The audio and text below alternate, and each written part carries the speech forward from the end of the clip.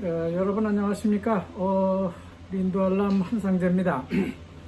오늘은 2024년 3월 26일 화요일 아침입니다. 오늘 날씨는 참 좋습니다. 오늘 제가 별도의 그 조명을 쓰지 않고 있는데도 화면이 좋게 나오는 걸로 봐서 오늘 하루 종일 아마 날씨가 좋을 것 같습니다. 오늘 콤파스 신문은 그 일면 톱으로요, 어제와 마찬가지로 항생제에 대한 기사를 싣고 있습니다.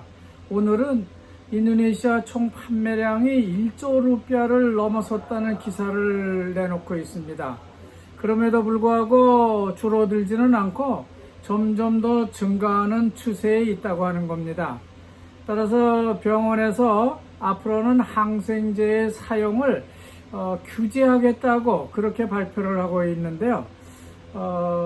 그러니까 인도네시아는 이게 누가 의사냐, 당신이냐 나냐, 뭐 이런 추가 내용의 설명도 나오고 있습니다. 우리나라는 의사의 수를 더 2,000명으로 늘크자, 그건 안 된다, 뭐 이렇게 다투고 있지만은 인도네시아는 병원에서 너무 그 의약품을 과다 사용하고 있는 이런 원칙적인 문제를 다루고 있어서 대조가 되고 있습니다. 그리고 또 내일 베트남과 인도네시아 축구팀이 이제 원정 경기를 갖게 됩니다. 베트남 하노이에서 갖게 되는데요. 이 경기를 하루 앞둔 가루다 인도네시아 축구 국가대표팀 기사가 나오고 있습니다. 물론 신태용 감독의 사진도 실리고 있는데요. 그 신태용 감독이 그 경기에 임하는 그런 그 다짐도 신문이 크게 대서 특필하고 있습니다. 근데 제목을 보니까요, 제목에 이렇게 나와 있습니다. 라완 꾸뚜깐, 이 꾸뚜깐이라는 말을 쓰고 있어요. 이 말은 인도네시아가요, 베트남을 꺾은 적이 없는 그 하노이 경기에서 이번에는 그 하노이의 그 저주 아니면 징크스를 깨뜨리고 오겠다 하는 결의로 해석되고 있습니다. 그리고 하단에 보면은 반둥 바랏, 서부 바랏이죠. 거기에 산사태가 발생을 해서 한 동네에 8가구가 있었는데요. 그 가구가 다 무너져 내려서 흙에 매몰됐고요. 10여 명이 실종됐는데 아직 찾지를 못하고 있다는 기사가 전해지고 있습니다.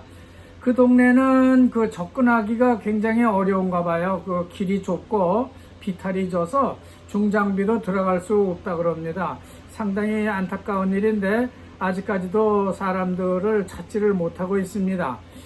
그리고 중부자와 기사도 나오고 있어요. 중부자와의 그 침수된 논들이 점차 그 물이 빠지고 있어서 주민들이 집으로 돌아가서 집을 청소하는 그런 내용을 싣고 있죠. 그리고 바우에안이라고 바우에안이라고 그러죠. 그 바우에안 그 섬에 그러니까 뚜반 앞에 있는 그 섬 주민들은 여전히 그 텐트 안에서 지내고 있다. 아마 여진이 지나가기를 기다리고 있는 것 같습니다. 오늘은 이 정도로요, 인도네시아 뉴스를 살펴보겠습니다.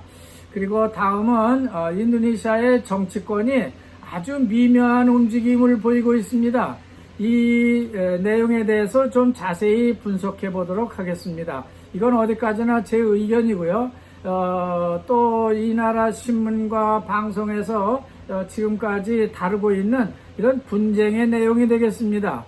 여러분의 이해를 돕기 위해서 여기서부터는 좀 더 천천히 생각해 가면서 설명드리도록 하겠습니다. 이미 인도네시아 선관위는 지난 20일요, 프라보를 대통령에 그리고 기브란을 부통령에 당선된 것으로 공식 발표를 한 바 있습니다. 그런데 그날 뭔가 이상한 일이 벌어졌습니다. 여러분은 자세히 보신 것 같지 않은 것 같고요. 저도 좀 흘려봤었는데 그 브라보 당선자가 국민들에게 당선 인사를 하는 자리에 보면요, 이상하게도 기브란이라고 하는 그 부통령 당선자가 거기에 없습니다. 뭔지 모르지만은 두 사람 간에 무슨 관계가 이그러졌거나 아니면 일시적으로 무슨 감정적인 일이 있지 않았냐 하는 그런 의혹을 신문이 제기하고 있습니다. 그렇다고 해서 조코이 대통령이 그 문제에 대해서 이렇게 별도로 설명하는 것도 없습니다. 근데 인도네시아 TV 방송을 보면은 기브란은 그 솔로시장으로서 솔로시에서 그냥 일만 하고 있었다는 내용이 전해지고 있죠. 사실 선관위가 20일 당선자를 발표하기 전에 보면요, 조코이 대통령이 이상하게도 나스뎀의 수리오 팔로 총재를 대통령궁으로 초대를 해서 식사를 같이 했다고 하는 뉴스가 전해졌습니다. 아무 예고 없이 별다른 이슈도 없었던 것 같은데 갑자기 수리오 팔로를 만난 게 왜 만났냐 하는 것이 궁금한 겁니다.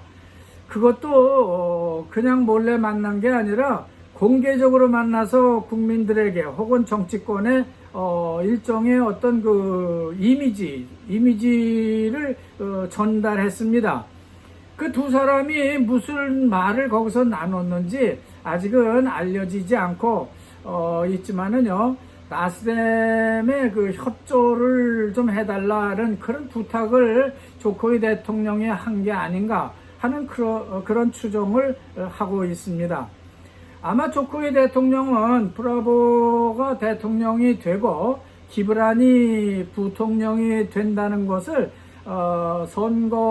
선관위가 발표 이전에 이미 짐작을 하고 있었던 것 같습니다. 그러나 국회의원 과반수 확보는 이거는 좀 자신이 없었던 게 아닌가 하는 생각이 드는 겁니다. 그래서 나스뎀의 협력을 구하기 위해서 미리 그 나스뎀 수리오 총재를 대통령궁으로 불러다가 거기서 식사를 같이 하면서 그런 앞으로의 정국, 그러니까 국회의원 수 과반수가 안 될 때 나스뎀이 좀 도와줘야 되겠다 하는 그런 내용을 얘기하지 않았는가 하는 생각이 듭니다. 그렇지만 나스뎀의 그 수리오 팔로는 함구를 하고 있습니다. 근데 그때가 이상하게도요, 빼띠가 득표일, 그러니까 빼띠가 당의 득표율이 무슨 이유인지 PSI 당으로 넘어가서 PSI 당이 4%를 넘을 때였습니다. 그래서 PSI 당이 빼띠가 당이죠. 빼띠가 당이 강력하게 항의를 하고 반발을 했는데 그 이후로 빼띠가 당도 4%가 안 됐고 PSI 당도 4%를 얻지를 못해서 결과적으로 두 당은 국회의원 의석수를 하나도 얻지를 못했습니다. 그러니까 이 두 당 다 국회로 진출하는 것을 실패했다고 하는 것이죠.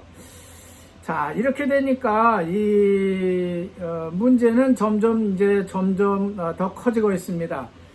이 과정을 지켜보던 조코이 대통령은요, 기브란의 앞날을 걱정하지 않을 수 없었던 것 같습니다. 따라서 수리오 팔로를 만난 것이 아닌가 하는 그런 생각을 해보게 되는 것이죠. 근데 실제로 선진 인도네시아 연합체라고 하는 KIM 연합체, 즉 그린드라 당이라든지 판당이라든지 파르타의 데모크라시라든지 골가르, 이렇게 네 당의 득표율을 다 합쳐도요 48% 선밖에 나오지 않았습니다. 참 묘하죠. 50%가 안 되는 겁니다. 결국 국회는 여소야대 정국으로 갈 수밖에 없게 된 것이죠. 이렇게 되니까 프라보는 이렇게 한가하게 앉아서 차기 대통령 당선 축하만 받을 수는 없었을 겁니다. 결국 이 프라보는 국회 의석수 과반 확보에 실패를 한 대통령이 되고 만 거죠. 이렇게 다급해진 프라보 대통령 당선자는 어떻게든 나스뎀이라든지 빼데빼라든지 빼까에스, 빼까베 중에서 어느 한 당을 골라서 아니면 두 당을 택해서 협력하는 것이 어떤가 하는 생각을 해보게 되는 겁니다. 그래서 이런 제안을 하기 위해서 제일 먼저 찾아간 것이 나스뎀 당입니다. 나스뎀 당사를 찾아가서 협력을 하자고 하는 카드를 수리오팔로에게 던진 것이죠. 비록 조코위 대통령에게 선수를 뺏기긴 했었는데요.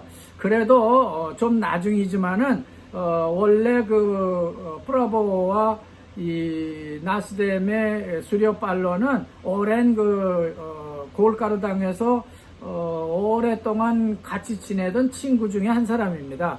그러니까 못 만날 이유가 없지 않냐, 이래서 둘이 만났다고 하는 겁니다. 역시 수리오팔로도요, 아재 비즈니스맨입니다. 그렇기 때문에 그 사람은 상당히 야근 사람이죠. 그러니까 아재 사람답게 브라보의 그 제안을 모른 척하고 점잖게 받아들이는 그런 모양새를 취해주고 있습니다. 하지만은 헌법재판소의 그 부정선거 제소 그리고 국정조사 카드는 그냥 아니스라든지 무하이민이라든지 이 사람들이 그대로 하도록 유지하고 있습니다. 그러니까 그런 지렛대는 그대로 내가 갖고 있겠다, 네가 어떻게 나오나 보자 하는 그런 것으로 이해됩니다. 수리오팔로는 전혀 자기는 무장해제를 하지 않고요, 여차하면은 내가 가지고 있는 이 지렛대를 한번 흔들 테니까 너 좀 잘해봐라 하는 그런 내용이 되겠습니다. 그러나 브라보도요, 아직 다른 카드가 남아 있습니다. 누구냐면은 빼당의 메가와티 카드인 것이죠. 남메간이라고도 널리 알려져 있는데요. 이 카드도 브라보는 한번 만지작거릴 필요가 있는 것이죠. 이건 소문이지만요, 이미 메가와티 당 총재에게 4명의 장관 자리를 줄게, 우리랑 같이 협력을 하면 어떠냐 하는 내용을 전했다고 하는 소문이 나와 있습니다. 메가와티도 그렇게 호락호락한 분이 아니시죠. 그러니까 즉각 반응하지를 않고요, 역시 수리오팔로처럼 헌법재판소의 부정선거 제소 문제하고 국정조사 카드를 이걸 내밀까 말까, 이걸 버리지도 않고 그렇다고 나서지도 않고 이렇게 만지작거리고 있는 겁니다. 도무지 메가와티는요, 이래라 저래라 결정을 내리지도 않고요, 지시도 내리지를 않고 있습니다. 참 묘한 것이죠.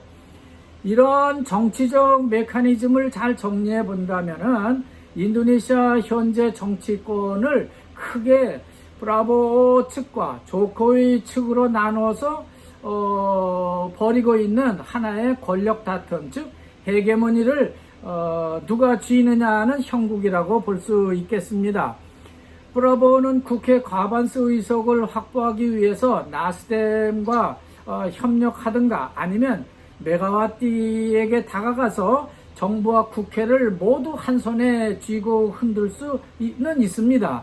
그것도 아니라면은 나스뎀과 빼데빼 두 당을 모두 끌어들여서 더 큰 콜리시를 만드는 거죠. 콜리에이션을 만들어서 자기 정부를 이끌어 간다는 그런 욕심도 가지고 있을 겁니다.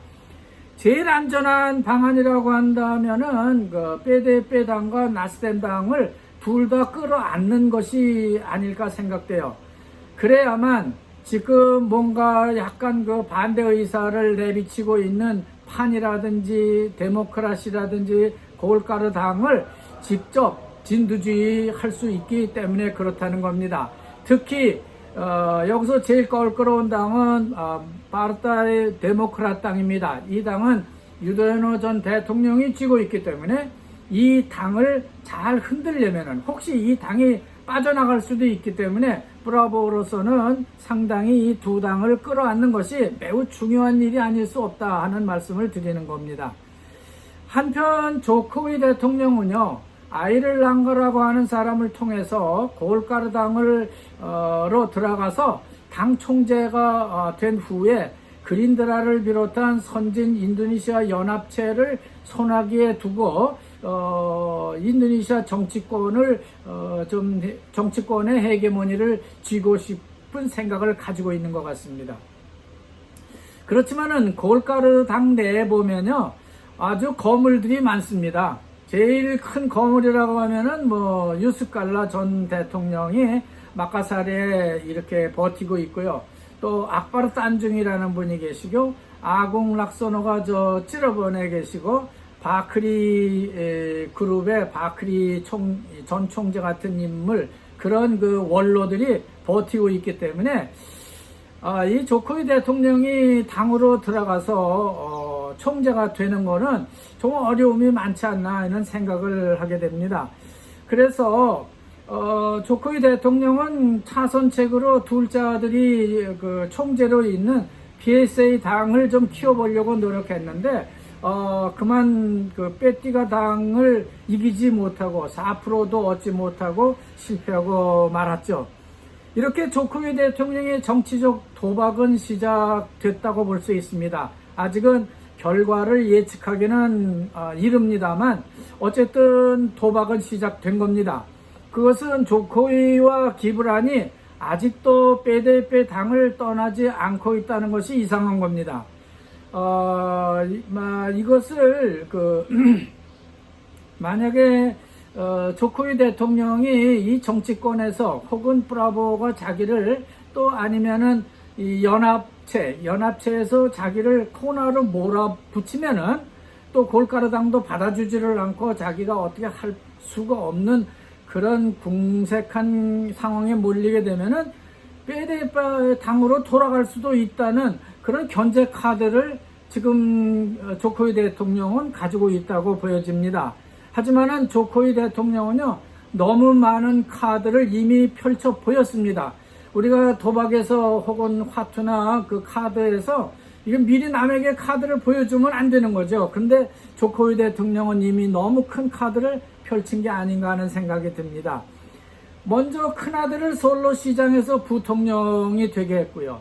또 사위를 메단 시장에서 북부 수마트라 도지사를 시킨다고 하고, 둘째 아들을 그 PSA 당 총재로 시켜놨고, 그것도 모자라서 둘째 며느리를 그 족자의 술라이만 군의 군수로 만들려고 하는 카드를 이미 던진 거죠. 그래서 그렇기 때문에 우리말에 이런 말이 있죠. 리드 타임이 길면은 이게 사고가 많이 난다. 그러니까 리스크가 크다고 하는 것처럼 조코위 대통령도 이런 카드를 너무나 많이 던지고 이런 구조가 복잡하기 때문에 이런 권력을 다시 잡는 헤게모니를 다시 잡는데 많은 문제점이 도사리고 있다고 볼 수 있는 것이죠. 조코위는 지금 당장 이가엔을 건설해서 8월 17일 날 거기서 독립기념 행사를 해야 되고, 또 10월 달이 되면은 자기가 물러나는 대통령 하야, 대통령 임기를 마치고 차기 대통령인 브라보에게 대통령 위치임식을 해야 되고, 이런 것들이 본인에게는 너무나 큰 일이 아닐 수 없습니다. 그리고 자기 아들을 통해서 수렴천정을 할 수 있을 것이냐, 아니면은 그냥 이런 식으로 솔로로 낙향을 해서 일반 시민이 될 거냐는 그런 기로에 서 있다고 볼 수 있는 것이죠. 아무리 조코위나 정치권이 뭐라고 해도요, 차기 정부의 장관 자리 배분을 할 수 있는 권한은 브라보 대통령 당선자에게 있는 겁니다. 따라서 선거 승리를 위해서 만들었던 연정도요, 대연정도 이제는 허물어야 할 때가 온 것이죠. 그리고 새로운 정부를 위해서는 새로운 연정을 펼 때가 됐다는 것을 은근히 지금 보여주고 있는 겁니다. 그러므로 민주당과 조코위 일가는요, 거기에 대해서 반대를 하고 나선 것이죠. 그 대신 나스뎀과 민주당 그리고 빼까베/빼까에스는 새로운 국면을 직면하고 있는데, 여기서 부정선거 이슈하고 국정조사권을 잘 흔들기만 하면은 자기들도 장관 자리 하나는 얻을 수 있겠다는 그런 희망을 내비치고 있습니다. 아무튼 이런 정치권 지각 변동은요, 적어도 지금 끝날 일은 아닙니다. 오는 10월 말까지는 계속될 것 같습니다. 정권이 바뀌면요, 일단 조코이 대통령의 불만은 자연히 소멸될 것이라고 생각됩니다. 그때까지 인내를 하지 못하면은 조코이 대통령이 지는 것이고요. 또 거기에 속해서 조코이 대통령을 밀었다든지 총재로 들인다든지 또 아니면은 미리 반대를 한다든지 찬성을 한다든지 하면은 그것도 큰 사고가 날 수가 있겠습니다. 그거는 일본 소설에 보면요, 배가 가라앉을 적에 우리 먼저 뛰어내리는 게 좋은 사는 길이냐 아니면은 좀 더 배가 어떻게 기우는지 어느 쪽으로 기울어질지를 보면서 뛰어내리는 게 사는 길이냐 하는 것과 같은 이치입니다. 그것이 인도네시아 정치권의 지금의 현재라고 볼 수 있겠습니다. 자, 여기까지 대충 인도네시아 정치권을 살펴봤습니다. 그리고 매일같이 인도네시아 신문에 이런 기사가 오늘 떴습니다. 이윤진에 대한 기사인데요. 이범수와 이윤진에 대한 기사가 인도네시아 바사로 뜨고 있습니다. 제가 번역을 해보니까 이렇습니다. 이제는 돌아온 슈퍼맨, 그러니까 들어온 슈퍼맨이란 어떤 드라마가 있었던가 봅니다. 저는 못 봤는데 이 슈퍼맨의 이범수하고 이윤진이가 자카르타까지 번져오고 있다 하는 기사입니다. 바사 기사 내용은요, 윤진은 지금 서울에 있는 자기 아들의 행방을 찾고 있다는 것을 SNS로 날리고 있는데, 윤진의 딸은 발리에 거주하면서 번역 활동을 하고 있다 이렇게 전해지고 있습니다. 근데 윤진은요, 부모님들이 자카르타에 살던 우리의 이웃입니다. 그러니까 우리가 윤진의 이런 억울한 사정을 좀 지지해주면 좋겠다는 생각을 저는 여러분께 전합니다. 다시 말하자면 윤진 힘내요. 우리가 있잖아요. 이런 말을 전해주고 싶습니다. 사실 오늘은 이미 여러분에게 예고해 드린 것처럼 싱가포르의 스트레이트 타임즈가 분석한 기사를 좀 정리해서 전해드리려고 했었는데, 죄송하게도 그건 오는 금요일로 이동하겠습니다. 금요일이 부활절이기 때문에 뉴스가 나오지 않을 텐데요. 지금 인도네시아 정치권이 너무나 절박하고 긴박하게 돌아가고 있기 때문에 오늘은 인도네시아 정치권 분석으로 뉴스를 전해드리고, 오는 금요일 날 인도네시아의 이슬람 정치인들이 왜 몰락하는가, 그리고 이슬람 정치권은 왜 이렇게 점차 소멸돼 가고 있는가 하는 것을 싱가포르 스테이트 타임즈가 자세히 분석했습니다. 이 기사를 싱가포르 제 둘째 아들하고 협력을 해서 잘 분석한 후에 금요일 날 특집으로 여러분께 전해드리겠습니다. 많은 시청 바랍니다. 자, 여기서 오늘은 끝내겠습니다. 여러분 감사합니다.